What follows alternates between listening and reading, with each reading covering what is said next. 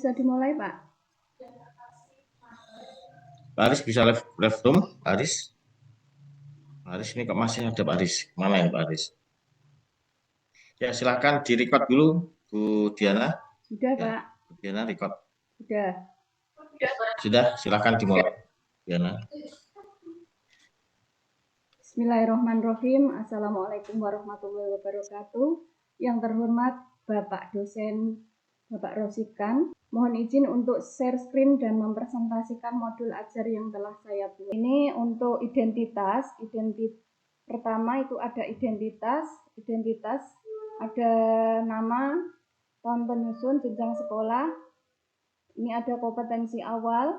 Kompetensi awalnya peserta didik telah mengenal dasar-dasar ibadah dalam Islam seperti sholat dan puasa.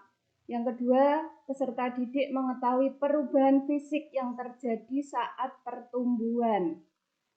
Kemudian ada profil pelajar Pancasila yang ingin dicapai, yaitu beriman bertakwa kepada Tuhan Yang Maha Esa, berkebinekaan global, gotong royong. Profil pelajar rahmatan lil alamin yang ingin dicapai, ada kesadaran dan pemahaman agama, akhlak mulia, kepedulian sosial. Sarana prasarana di sini ada alat bahan laptop, LCD proyektor, speaker, handphone, spidol. Sumbernya dari buku kelas 4 SD semester 1 kurikulum Merdeka. Media audiovisual tentang perubahan fisik saat balik, alat peraga tentang perubahan fisik. Kemudian target ini adalah jumlah peserta didik yang berjumlah 25 orang, usia 11-12 tahun. Kondisi peserta didik ini memiliki kemampuan membaca, menulis dengan baik, serta pemahaman dasar tentang ajaran Islam. Model pembelajaran di sini adalah model pembelajaran PBL, di mana peserta didik menghadapi masalah yang nyata terkait dengan masa balik dan akan bekerja kelompok untuk mencari solusi dan pemahaman melalui eksplorasi mandiri dan diskusi. Modelnya ini ceramah, diskusi kelompok, tanya jawab, presentasi kelompok. Tujuan pembelajaran, peserta didik memahami konsep usia balik serta implikasinya terhadap tanggung jawab agama. Yang kedua, peserta didik mampu menganalisis tanda usia balik dari perspektif ilmu fikih dan biologi. Yang ketiga, peserta didik dapat menyebutkan dan memahami kewajiban yang harus dijalankan setelah mencapai usia balik. Kriteria ketercapaian tujuan pembelajaran yang pertama, peserta didik dapat menjelaskan konsep usia balik dengan benar. Yang kedua, peserta didik dapat membedakan tanda usia balik dari perspektif ilmu fikih dan biologi. Yang ketiga, peserta didik mampu menyusun rencana kegiatan ibadah sehari-hari mencerminkan pemahaman tentang kewajiban setelah balik.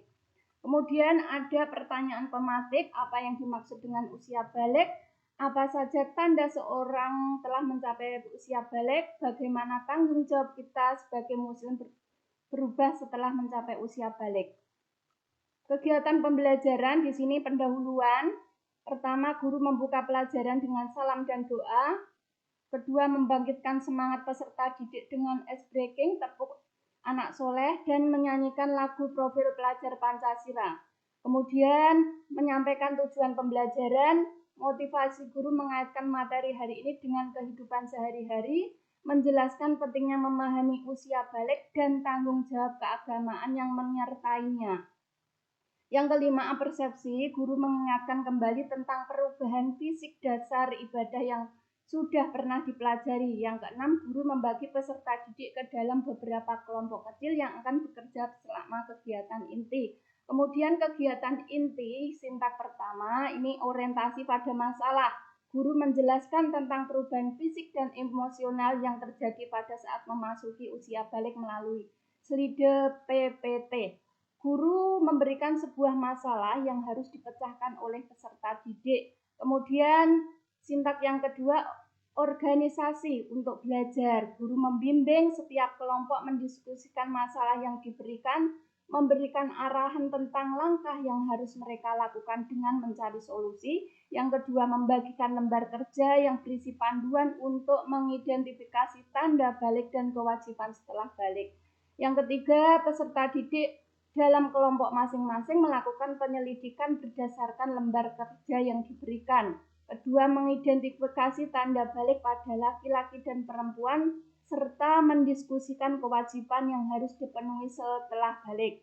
Yang ketiga, guru berkeliling untuk memantau diskusi, memberikan dorongan menjawab pertanyaan yang mungkin muncul. Sintak yang keempat, pengembangan dan penyajian hasil. Yang pertama, setiap kelompok mempresentasikan hasil diskusi mereka di depan kelas. Kedua, kelompok lain memberikan tanggapan dan pertanyaan terhadap presentasi kelompok yang sudah tampil. Yang kelima, analisis dan evaluasi proses pemecahan masalah. Guru dan peserta didik bersama-sama menganalisis hasil presentasi dan mendiskusikan kesimpulan dari kegiatan tersebut. Kedua, memberikan umpan balik terhadap hasil kerja setiap kelompok. Kemudian sintak yang keenam, menarik kesimpulan dan refleksi. Guru meminta setiap kelompok untuk menuliskan kesimpulan dan pembelajaran hari ini di papan tulis. Kemudian peserta didik diminta untuk melakukan refleksi pribadi tentang apa yang telah mereka pelajari dan bagaimana mereka akan menerapkannya dalam kehidupan sehari-hari. Kegiatan penutup, ini ada review penguatan, guru menugaskan kembali poin penting yang telah dipelajari seperti tanda usia balik dan kewajiban yang harus dijalankan setelahnya. Yang kedua, guru mengajak peserta didik untuk mengingat kembali tujuan pembelajaran dan melihat apakah semuanya telah tercapai.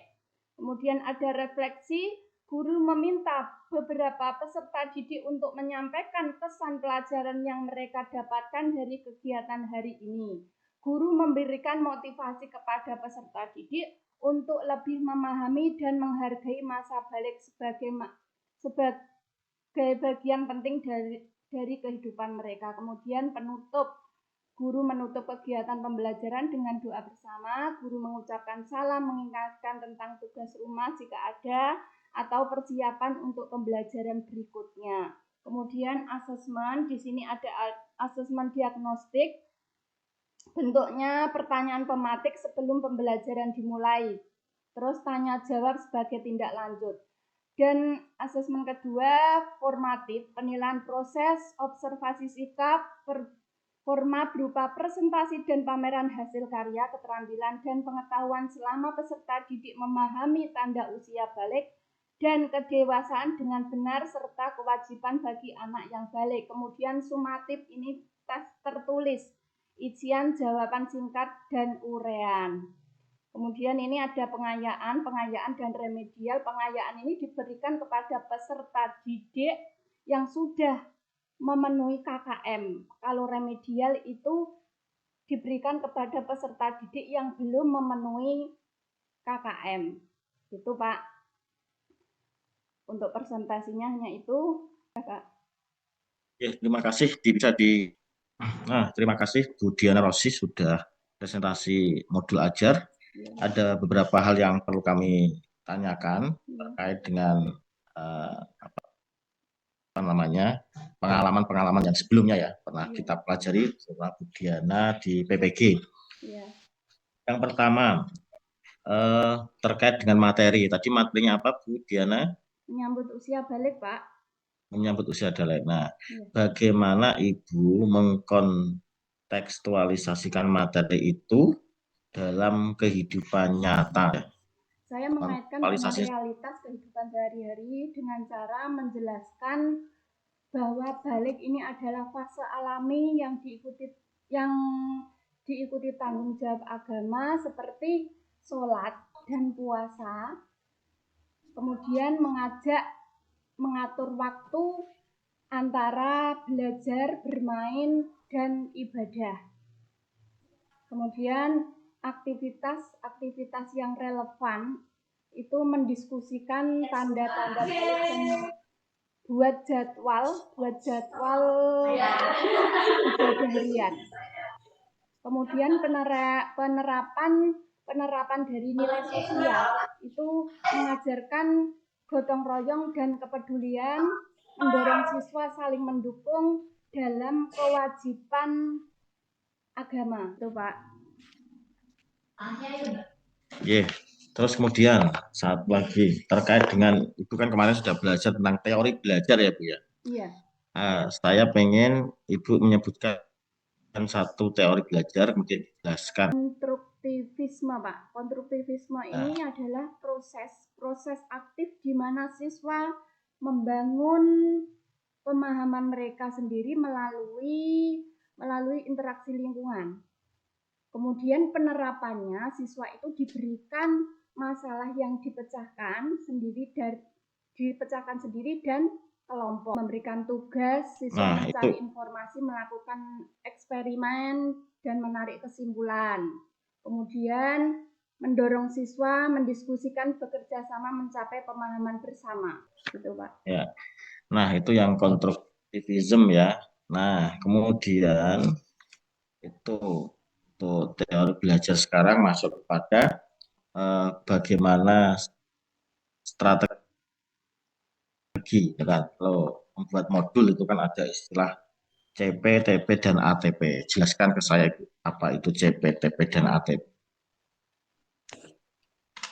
CP itu capaian pembelajaran, Pak. Capaian pembelajaran di sini diturunkan menjadi tujuan pembelajaran. Tujuan pembelajaran di sini dijadikan ATP. ATP kemudian bisa dijadikan untuk membuat modul ajar. Sengaja enggak apa-apa Iya, suaranya Pak. biar Iya, Pak. Diana Iya, Pak. mendengar suara saya Sudah. tanpa langsung suara enggak apa-apa. Iya, Pak. Sekarang itu kan ada istilah pendekatan dalam pembelajaran. Ada yang kemarin kita pelajari ada PBL dan PJL. Itu bedanya apa? Tolong dijelaskan. Untuk PBL itu pembelajaran mengatasi masalah, Pak. Kalau PJBL ini fokus pada pengembangan penyelesaian proyek. Gitu, Pak.